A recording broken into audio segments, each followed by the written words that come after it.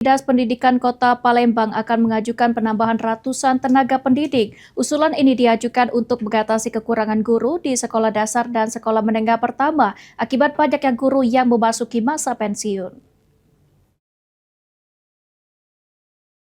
Kepala Dinas Pendidikan Kota Palembang, M. Afan Prapanca, mengatakan pada tahun 2026 pihaknya tengah melakukan pemetaan ketersediaan guru di seluruh sekolah negeri.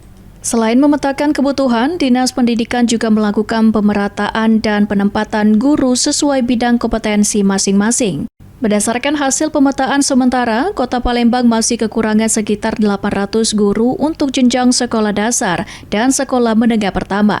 Kebutuhan tersebut akan diajukan kepada BKPSDM untuk dipenuhi melalui rekrutmen guru ASN maupun P3K. Kita masih memerlukan sampai ke 800-an lah. Itu SD atau SMP, Pak? SD dan SMP. SMP, Pak ya. Seperti Pak Wali bilang tadi kan di guru SD juga termasuk banyak juga Pak yang butuh. Betul, ya. Karena kan memang dinamis. Setiap tahun kan ada yang pensiun. Nah, pensiun ini kan harus perlu pengganti kan. Penambahan tenaga pendidik dinilai mendesak mengingat banyaknya guru yang memasuki masa pensiun sehingga berdampak pada ketersediaan guru di sejumlah sekolah. Dengan penambahan tersebut diharapkan pemerataan layanan pendidikan di Kota Palembang dapat terus terjaga. Ilham Wahyudi, PAL TV.